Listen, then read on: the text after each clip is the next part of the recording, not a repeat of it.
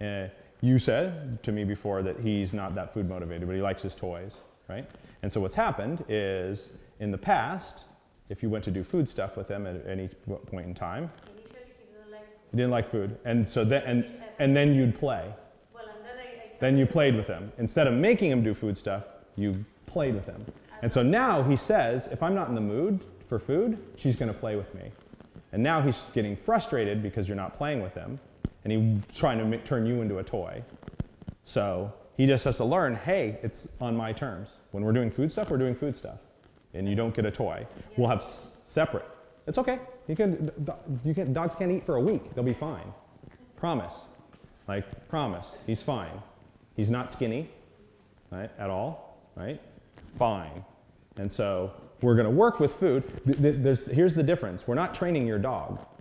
That's not what the program's for. We're training you, right? So there's certain skills that have to be covered, right?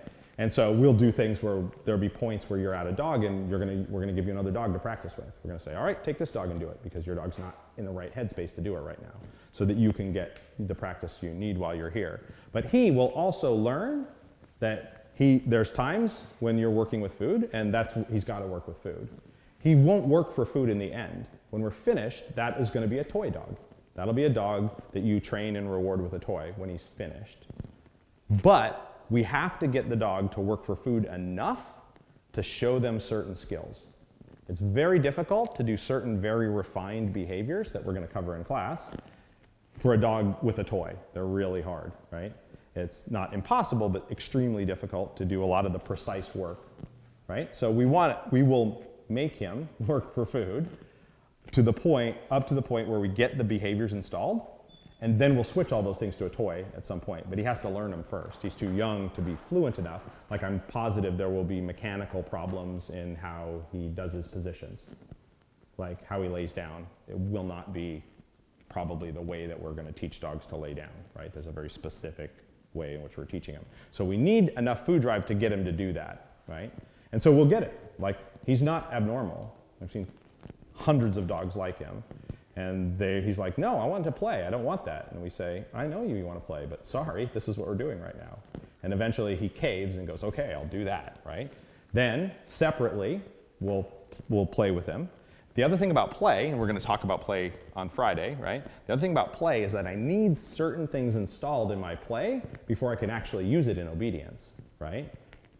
So my dog can want to play, but it needs to know certain things too. So it has to want to play with energy. It has to bring the toy back to me if I throw it for them or give it to them. It has to let go of it if I ask him to let go of it. And it has to show impulse control, meaning I should be able to hold the toy right in front of its face, and it won't bite it unless I say bite it, right?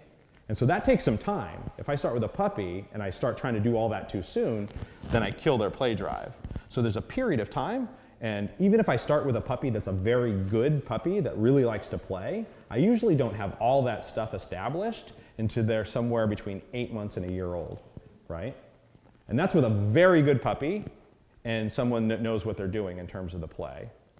And so up until then, I'm playing with my dogs for sure to teach them how to play and to teach them the rules, but I'm doing everything else with food up to that spot where, okay, now your play's there, you've got the basic ideas, and then he's going to go onto a toy for sure. The dog's going to go onto a toy, right? He will wind up as a toy dog, right, in the end. And lots of our sporting type and working type breeds do wind up being motivated more for toys than food in the end, right?